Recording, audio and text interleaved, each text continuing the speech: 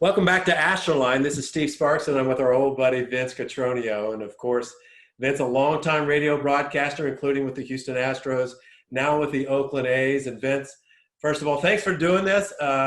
What's it look like with the A's? What's the future hold for Oakland this year?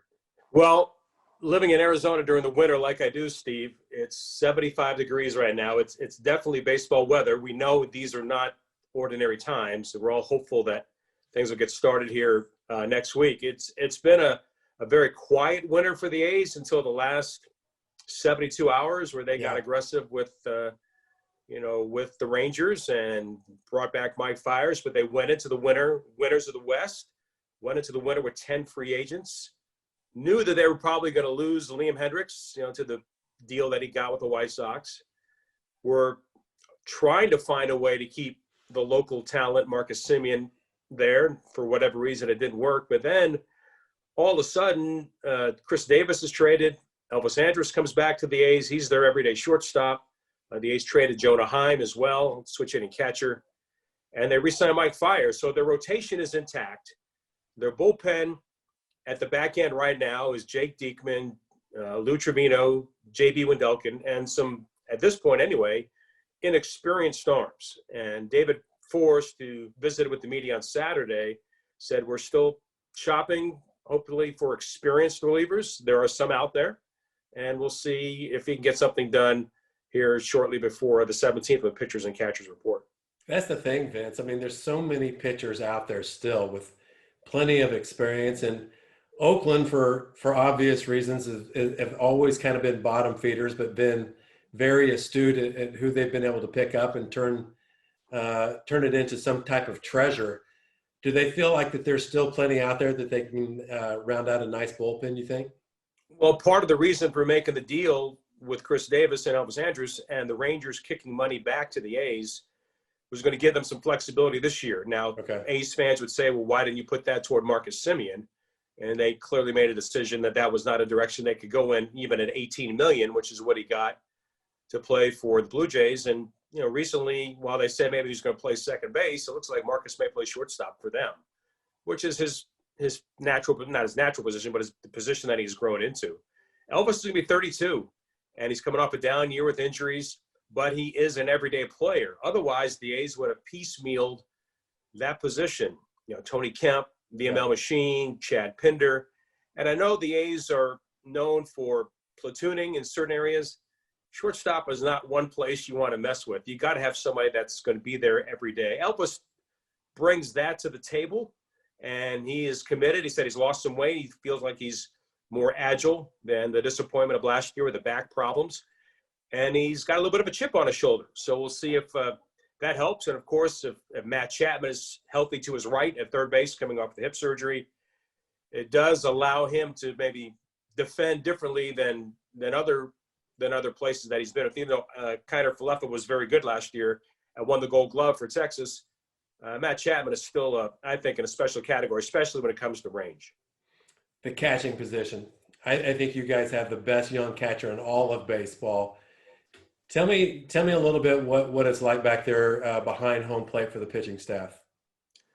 Well, if you ask Bob Melvin, he would have had Sean Murphy on his club 3 years ago when he first came to big league camp. I mean, he has that kind of presence. 6'3", about 210. He's very solid, gives that big target behind the plate. And it's a position that he really has. I mean, he lives it. And he's done a good job, still learning on how to sequence and how to set up hitters and learning the league. And then last year, especially in September, he began to make strides offensively. The problem with Sean in the past had been health. He had issues with his hand, he had issues with his knees, requiring surgery, which slowed down his track to get to the big leagues and stay. He's healthy now, and he was healthy last year, and he was arguably the best player in September. He is a true leader back there. Like you said, the best young catcher probably in the American League, and there's room to grow. He's learning his swing now. He's learning the strike zone better offensively. He's got a cannon for an arm. He's fun to watch back there. He's going to get the lion's share of the catching, and then is it going to be, Carlos Perez, who's a veteran who's been around. Jonah Heim was traded, who was a switch hitter. Austin Allen, who with the club a little bit last year from San Diego, and some other veterans are going to be in camp. But it's definitely Sean Murphy's position, if healthy, that he's going to get 110 to 120 starts. Looks like Sean Manaea now, Vince, is rounded into a top of the rotation starter. Jesus Luzardo, sky's the limit when you watch him. What are we looking at with AJ Puck? I know he's penciled in at the back end of the rotation right now, but is he going to be healthy when the bell rings? I don't know. I mean, it's an excellent question. Spoke with Scott Emerson, the A's pitching coach, last week at length, and a lot of the conversation revolved around AJ Puck. He is so important to the success of the A's. Right now, he doesn't have a spot in the rotation.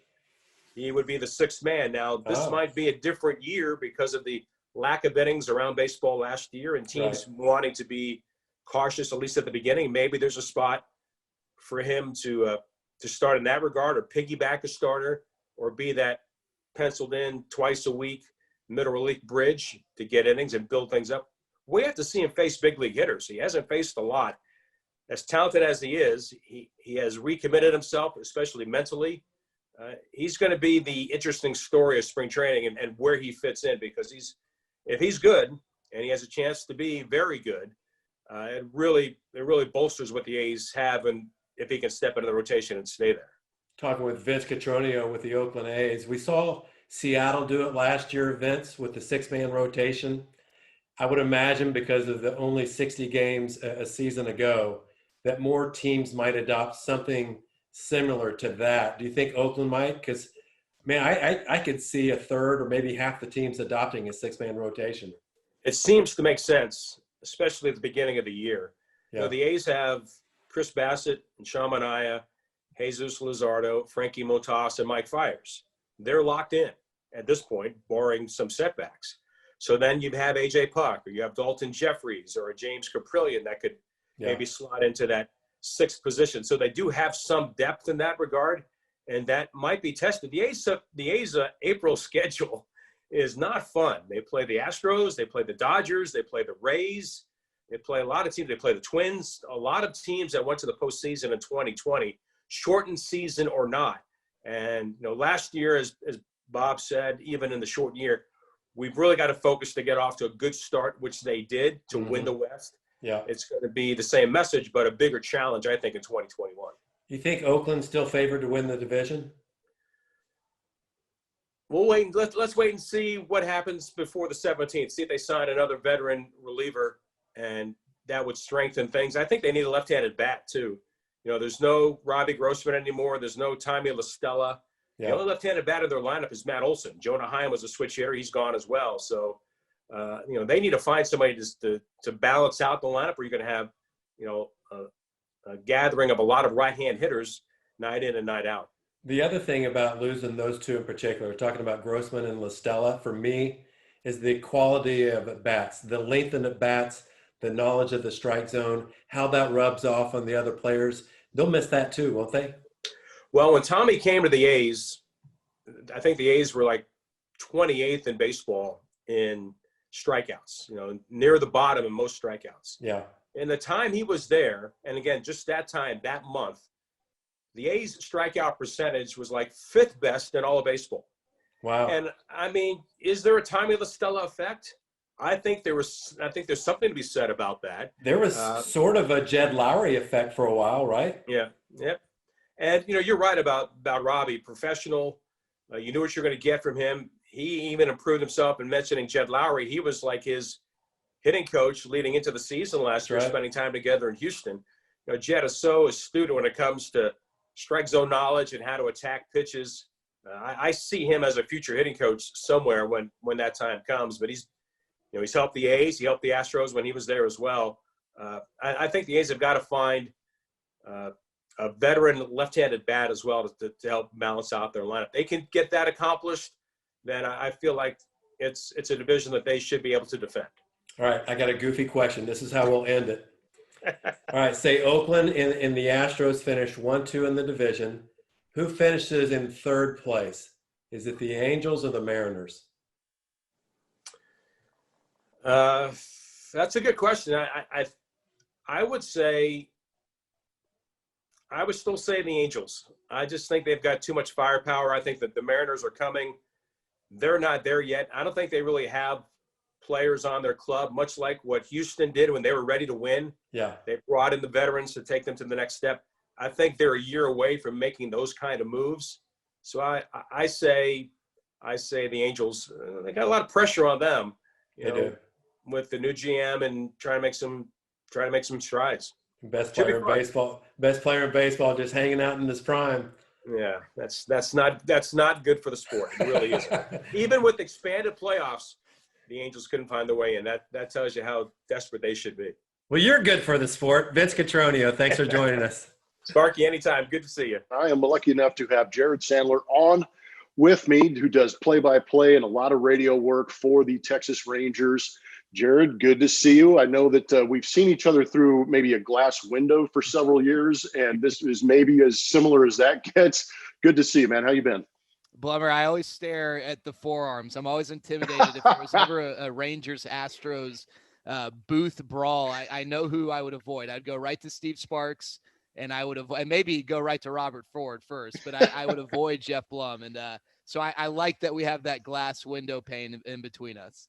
I appreciate you saying that. It's always good to, massage the host a little bit before you get things going.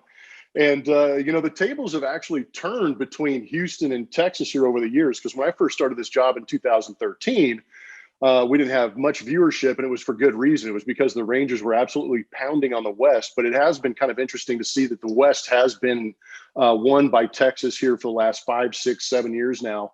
But talk a little bit about how hard it's been for yourself, not only calling games for this Rangers organization, but kind of explain where this organization is at right now. Yeah, I mean, I think really a lot of the difficulty still stems back to 2011. The Astros have dealt with heartbreak, losing Game 7 a couple years ago, but having that World Series in 2017 in the back pocket probably eases things. It doesn't make the Game 7 loss to the Nationals totally go away, but hey, at least we, got that World Series. Well, the Rangers don't have that. And they came close, obviously, in 2010, 2011. They one strike away twice. And they had some really good teams through 2016. 2016, to my surprise, they won the division. I thought that after the Astros came close to winning the division in 2015, that 2016 was going to be the World Series year. It ended up being that next year. But unfortunately, since 2016, the Rangers just haven't been that competitive. And I don't know that they've made the type of progress from a growth standpoint that they would have liked. So here we are getting ready for the 2021 season. And we're coming off a odd 2020 year, in the middle of which the Rangers made it very clear they were, committing to a rebuild. And, I don't know if it's going to be the trials and tribulations of 3 straight 100-loss seasons that the Astros dealt with, but there are going to be some moments where it's not pretty. There are going to be a lot of young guys getting opportunities, figuring out, sink or swim with different players. And it's going to be, a test of patience with the guys coming up through the system, waiting for that internal talent to really blossom, and then pairing that with some external acquisitions that, haven't come yet, but I think are probably coming in the future. So the Rangers are not a division contender. Anyone who says so probably is wearing a Rangers uniform, and hey, that's great. You want that. But this Rangers team is now really publicly, for the first time, committed more to the future than it is to that present year, which in this case is the upcoming 2021 season. Yeah, I think I can speak for Astro fans. And, as much as there's a rivalry within the state, I don't think anybody wishes 3 straight 100-loss seasons on any ball club across America. And one of the bright spots last year for you guys was a starting rotation in Lance Lynn, who did a great job, got some Cy Young votes, but he was eventually traded away to the Chicago White Sox and kind of leaves a big gap at the top of that rotation for the Texas Rangers. Just kind of give us a quick rundown of what's happening in that Texas Rangers rotation this season. Yeah, I think you're going to see a lot of creativity. It's not going to be a traditional, hey, we got 5 guys and we hope that, each of them will give us 6+ innings type of setup. That's going to probably be the case with a couple guys. Kyle Gibson and Jordan Lyles are veterans who, they have that, the skins on the wall, I guess. Lyles, of course, a former Astro. Dane Dunning, who was acquired in the Lance Lynn trade. I think they've got some high expectations for him. And then they acquired a kid by the name of Kohei Arihara out of Japan, someone who can just eat some innings. But there's going to be a lot of young, fresh faces, a lot of guys who have options and can be taxied back and forth between the big league level and either triple or double A. Guys like Kyle Cody and Wes Benjamin and Colby Allard, and then you got Brock Burt coming off a rotator cuff surgery, and maybe Taylor Hearn will get converted into a starter. I mean, the list just goes on and on. There's going to be, probably 15 plus guys, I'd guess, who make starts for the Rangers. And of those 15, maybe 8 to 10 are guys who on a given day or night when they start, the expectation is not that they give them 6 innings. It's, hey, why don't you give us 4 innings and we're going to piggyback you with someone who can hopefully give us 2 to 3. So I think that they've got the ability to be creative because of how many optionable players they have. And then for injury purposes or maybe just the lack of need to push guys to the limit, they're going to try and control innings and make sure that they're not overextending anyone. So, it's so weird, Blummer, because the Rangers organization has been the identity has been their lineup, right? The offense, whether it's, Juan and Rafi and Pudge, or, in this last decade with Beltre and Josh Hamilton and Nelly Cruz. And I mean, it's always been about the offense. And last year you go into the season with Lance Lynn, Mike Minor, and Corey Kluber, and you're thinking, hey, 60 games, those 3 guys, and it just didn't ever materialize. And now we're back at a point where the Rangers are really having to rebuild that rotation, trying to figure out, again, like I said earlier, sink or swim. Which of these guys can hack it as a starter at the big league level, which guys maybe are better fit in a different role or perhaps not even the big league level at all. Yeah, and sometimes some of these tough situations where you start to lose guys, it creates opportunity. And there's another trade that the Rangers made in Elvis Andrews, so actually keeping it within the division, which was kind of interesting to me. But first, I want to talk a little bit about Elvis Andrews being the guy that's vacating shortstop for the first time in a decade, it feels like. How are they going to replace him? And then how does the infield shake out around him? Because you talked about Solak off air before we came on, possibly being that second baseman and maybe moving Odor to third base. But give us an idea with Andrews out of that lineup, what that infield looks like for the Texas Rangers. Yeah, so you mentioned Nick Solak. I think for the first time, not only will Elvis not be the shortstop, but for the first time since opening day 2014, Rougned Odor likely won't be the second baseman. Now, that's not set in stone. Obviously, guys can get hurt, so what have you, but it really seems like that's Nick Solak's job to lose. So Isaiah Kiner-Falefa will be this team's shortstop as long as he stays healthy. Nick Solak at second. Ronald Guzman will try and reclaim first base, but I think Nate Lowe, former Tampa Bay Ray, another offseason acquisition for the Rangers, has the leg up on that battle. And then third base is really just, hey, let's keep this seat warm until Josh Young comes up. Josh Young out of Texas Tech, grew up in the San Antonio area, is one of the top prospects in the organization. Had there been a minor league season last year, perhaps he's more of a candidate on opening day to be at the big league level. There wasn't, so he likely isn't. He'll likely start in AAA, spend a month, 2 months, however long it takes until the organization feels like he's ready, and then he'll go to third. Until then, could be Rougned Odor, it could be Charlie Culberson, it could be someone who's not currently in the organization as we have this conversation. So that's going to be hey, let's just keep the seat warm until Josh Young's there. And the hope is that Josh Young's the third baseman for years to come. Now, the shortstop spot, Isaiah Kiner-Falefa will have that role this year. I think, if you look at a lot of the tea leaves, the Rangers have $32 million tied up after this season. That's it. There are some unbelievable shortstops who are going to be free agents, or at least as of now, unless they get extended. Carlos Correa being one. There's one in state, Corey Seager, and then Trevor Story, who's a local kid. And my guess is the Rangers sign one of those shortstops, and that the long-term solution at shortstop is not currently on the roster right now. That's a pretty good idea. It's good for you to sell hope too, because you're right, with that kind of payroll and the opportunity in these free agent markets coming up, hopefully the CBA gets figured out too, so you can figure out what kind of contracts are going to be conducive for these guys. Now, with Elvis Andrews going to Oakland A's, it brings in Chris Davis, the DH slash part-time mediocre outfielder for the Oakland A's. he kind of creates a little bit of an issue because he's a primary DH type guy. How is he going to mix into this Rangers organization and lineup this year? So I got to ask you something.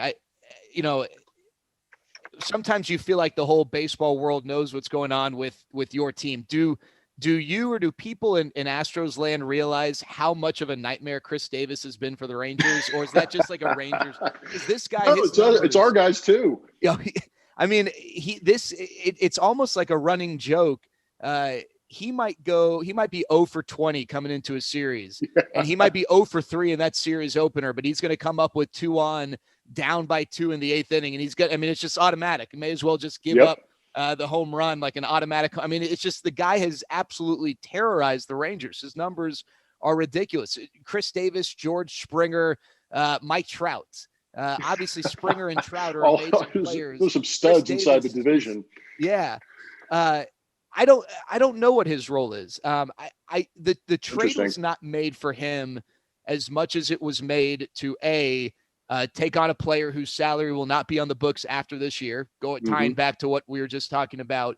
And B, the Rangers essentially paid $2 million net difference to acquire 2 young players, Jonah Heim, who made his debut last year as a catcher for the A's, and Dane Acker, a pitcher out of Oklahoma, who's a 4th-round selection last year. I think, those are the 2 guys the Rangers are really excited about. Chris Davis, if I had to guess, if you were to tell me, hey, he's going to be with the organization all year, he probably shares DH opportunities or DH at bats with Willie Calhoun. Chris Davis against lefties, Willie Calhoun against righties. Of course, all it takes is one injury, and now Chris Davis is your starting left fielder. But I think the plan is David Dahl in left, Leody Taveras in center, and Joey Gallo in right. And I think they'd like to get Willie Calhoun as many at bats as possible.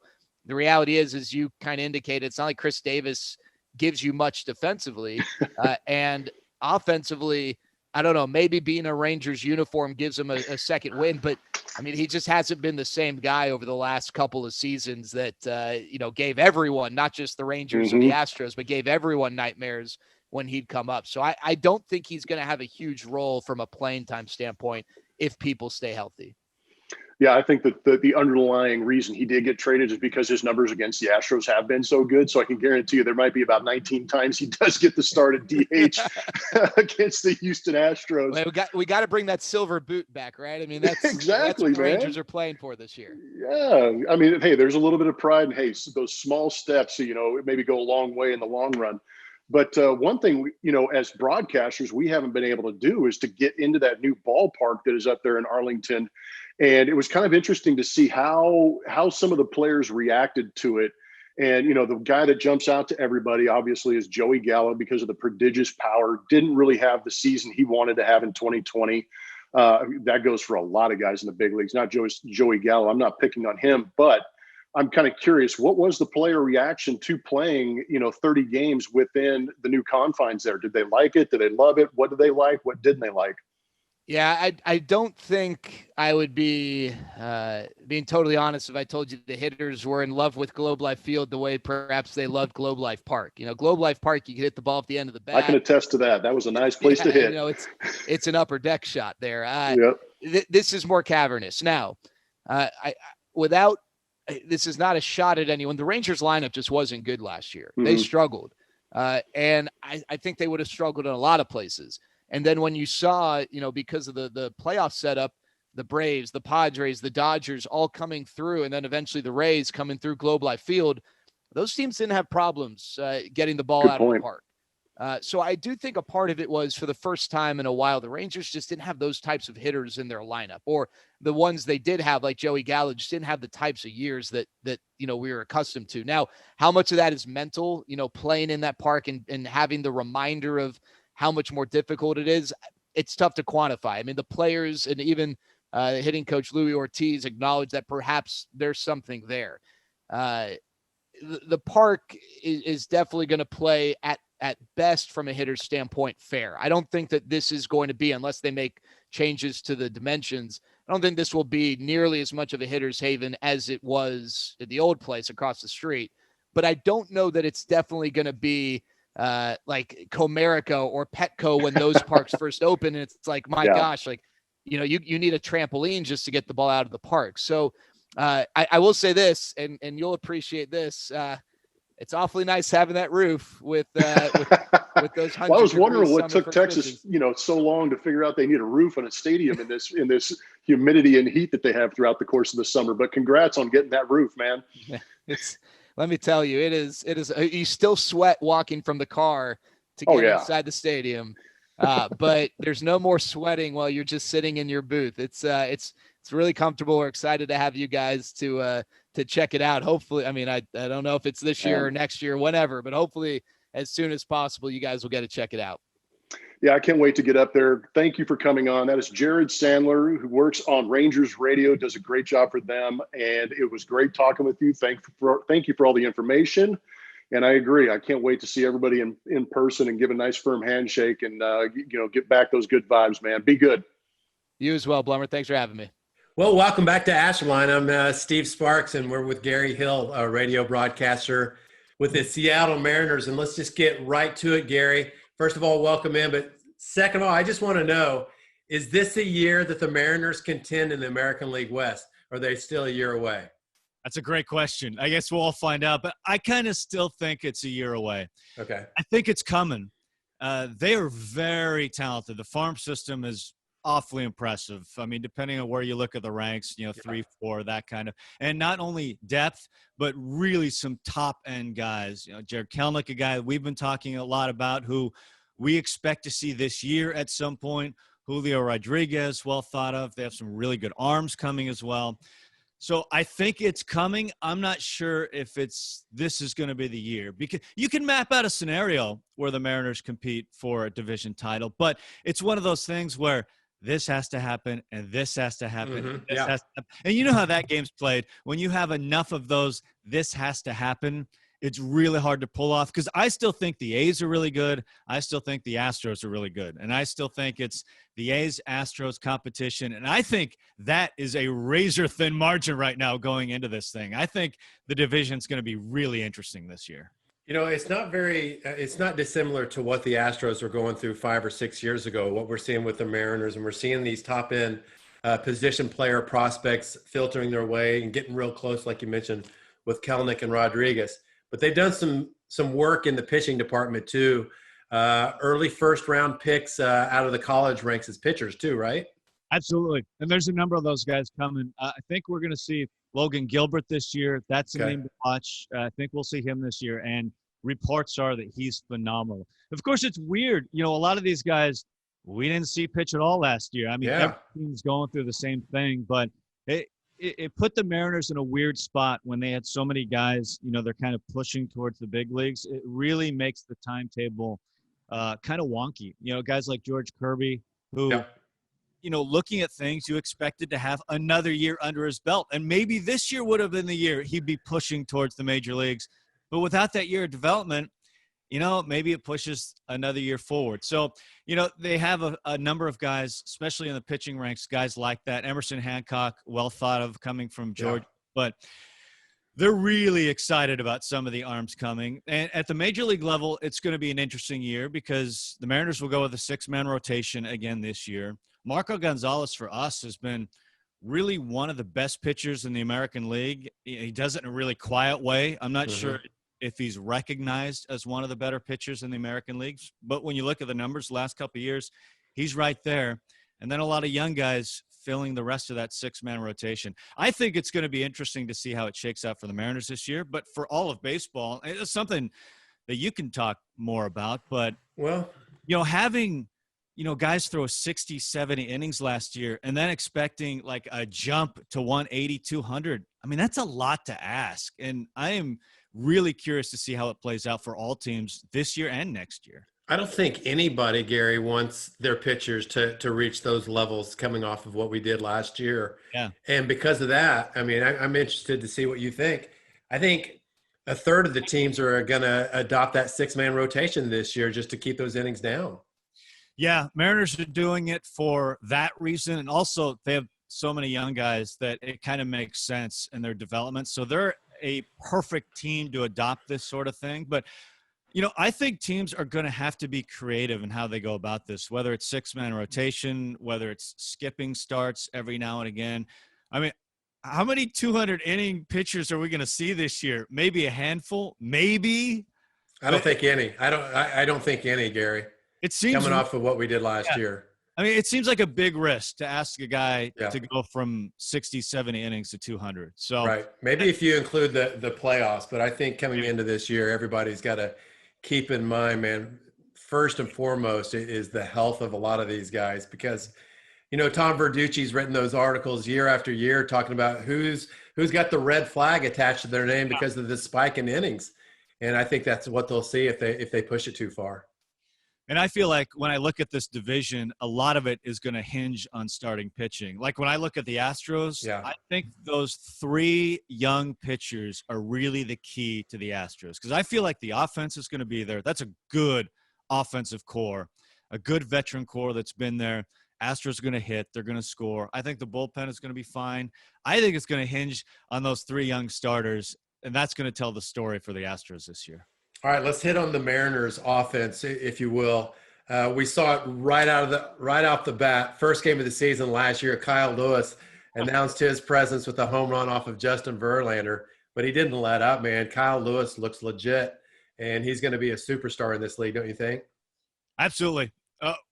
Mariners are thrilled with what Kyle Lewis did last year, and everything he went through to get there. He had significant injuries coming up through the minors, and at one point it looked like, you know, are we going to see him in the majors? I mean, it was to that point. The injuries were so serious. And not only did we see him, he was phenomenal offensively and in the field. He played a really good center field last year, especially considering his knee injuries. But he slowed down a little in September. So, you know, it's going to be what we see all the time with young players. It's about adjusting back, but it's all there. He's got a chance to be an all-star for sure. He's really good and somebody the Mariners are building around. That's for sure. Gary, 2 other players I want to talk about. One, you get Tom Murphy back 2 years ago, may have been the best offensive player on the team. He's back in the catching core with Torrens. What does that mean to the team? They're really excited about the 2 catchers, and it gave them the freedom to make a deal, deal away Ostanola, who they really, really liked. Sure. They just felt like the Padres blew him away with the offer, so they pulled the trigger. But Tom Murphy was a big loss last year. They didn't have him at all. He didn't play a game. He got hurt right before the regular season started. They loved Torrens, and, you know, his batted ball was really impressive. He was a guy that the Padres chose in Rule 5 a number of years ago. So his development was held back because he wasn't ready for the big leagues. He spent a whole year in the majors just so the Padres could keep him. And then he went back to the minors the year after. They really like him as a hitter. They love Tom Murphy, his makeup, the whole thing. They love that tandem. It's not a natural platoon in terms of righty-lefty. So I'm not sure how it's going to shake out in terms of playing time, but they're both going to see plenty. And it's kind of like, you know, the Mariners are in a situation where you add Murphy, you add Mitch Haniger. They added 2 guys who didn't play at all last year. That's a good point. And they both think they'll be big additions this year, assuming health. That's what the Astros are hoping with Yordan Alvarez, too. Same thing. Okay, last thing. Evan White, rookie first baseman last year, came up with a lot of fanfare. Defensively, did not disappoint one iota. But at the plate, he did. So what's he have to do? A lot of questions with him, not defensively. Man, he was spectacular. We always heard about him coming up, you know, Keith Hernandez, you know, the names thrown out was like, I mean, come on. And then we saw, they were all right. He's crazy. He's that good. Yeah, Gold Glover. You know, he did some really good things offensively when he put the bat on the ball. I mean, he thundered the ball around. The underlying numbers were really good. You know, the exit velocity, you know, the hard contact, they were all there. The question is making the contact, which he's going to have to do more often. And he struck out 40% of the time, but he's always hit everywhere he's gone. He's been a good hitter. So the expectation is he's going to cut down on the strikeouts and end up being a really good hitter. And I'm anxious to see him. You know, first base is his. They already signed him to a contract. He's going to play, and he's going to get a chance to work it out. So we always saw this maybe with the George Springer or some of these guys when they were coming up. They struck out a lot more. And they were able to adjust some things. I think a lot of times the natural tendency for these young players is they get a little too tentative at the plate. They're looking for the perfect pitch. They get 2 strikes on them, and then they can't adjust. What are you seeing with Evan White on why he strikes out so much? Does he get in unfavorable counts a lot?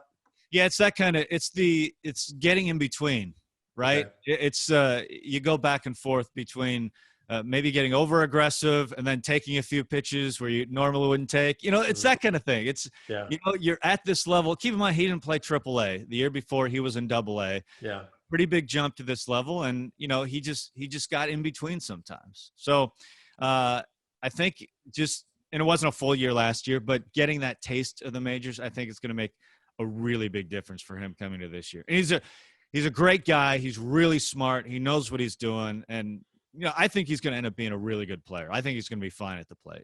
Well, Gary Hill, that's a little taste of the Seattle Mariners. We thank you for that.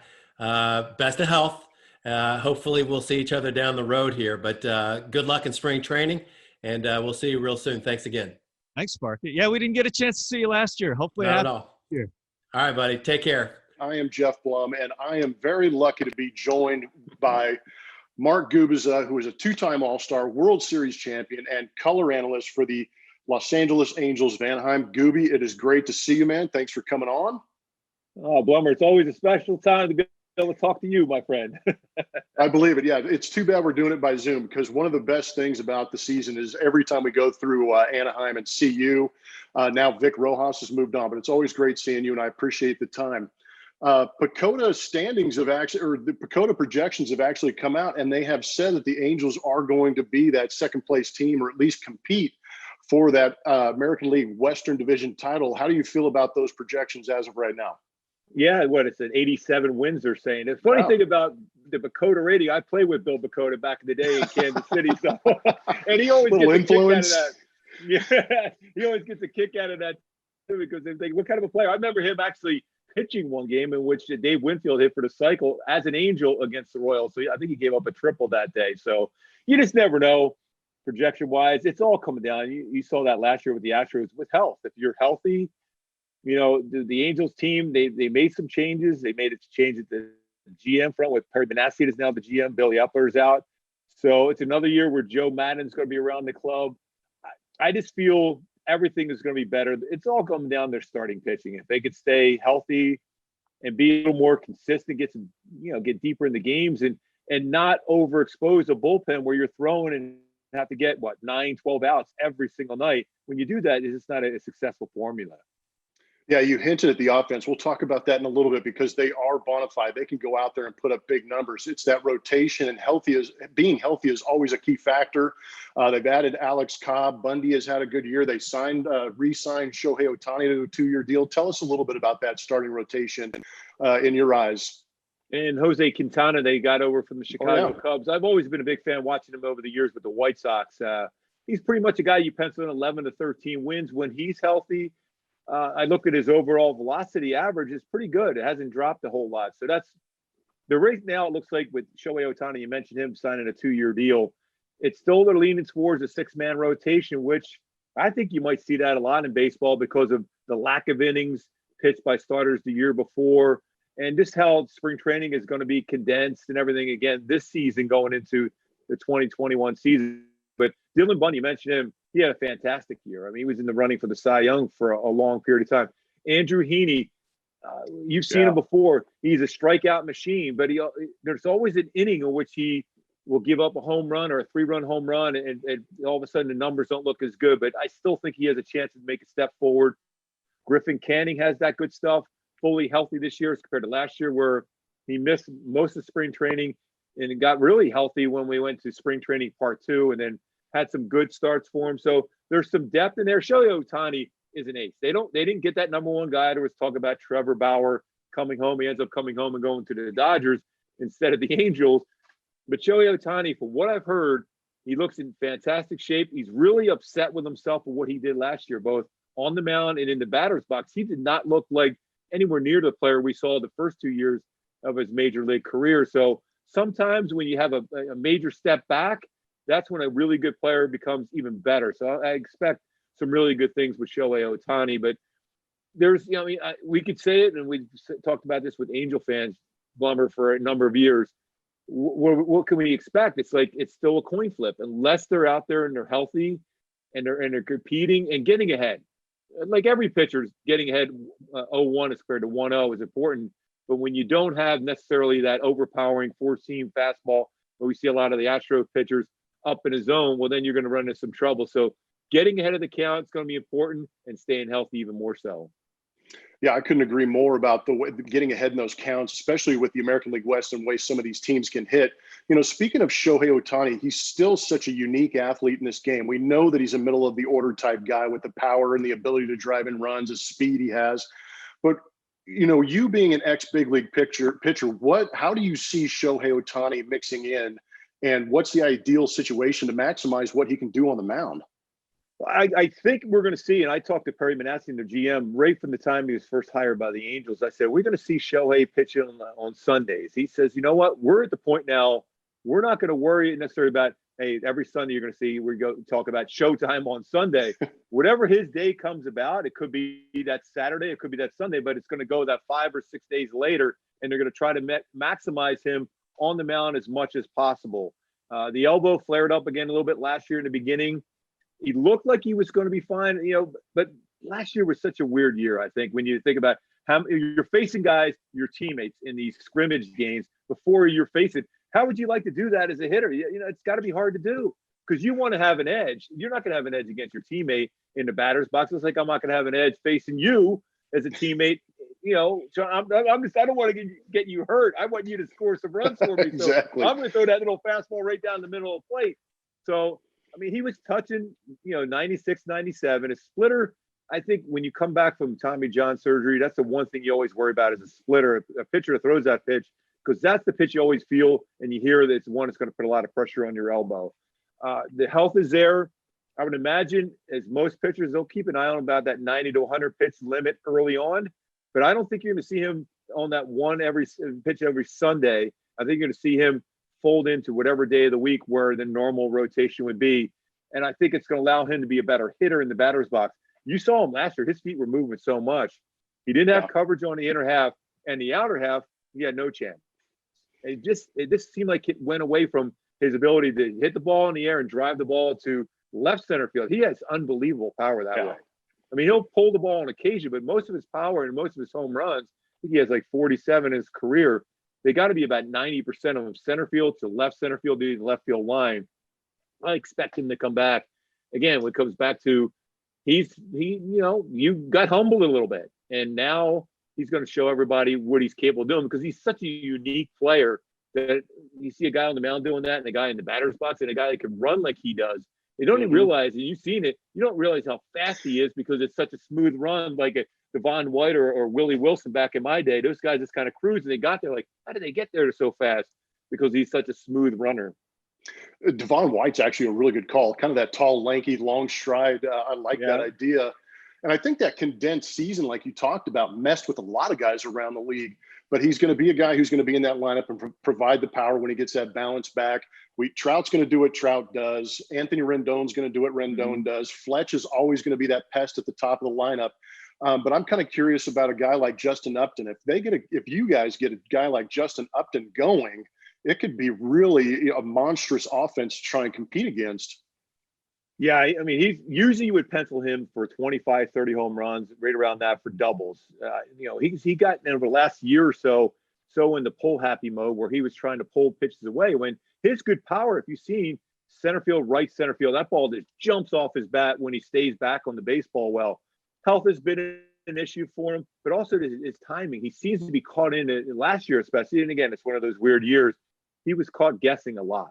And as you know, as you got older as a hitter, that's the one thing you did. You were guessing along with a pitcher. And if you're not guessing right, but then that's when it comes down to trust in your hands. And I think he still has the capability of being a game changer for this club, but he's got to stay healthy. He's got to stay on that field, and he's got to provide some power after, Ohtani in the lineup, and Albert Pujols will be in there as well at times. So you need that power. You already know you can pencil that in with Rendon and Trout. You mentioned Fletch at the top, and Ohtani has that ability, but it's really up to Justin Upton to provide balance at that lower part of the lineup.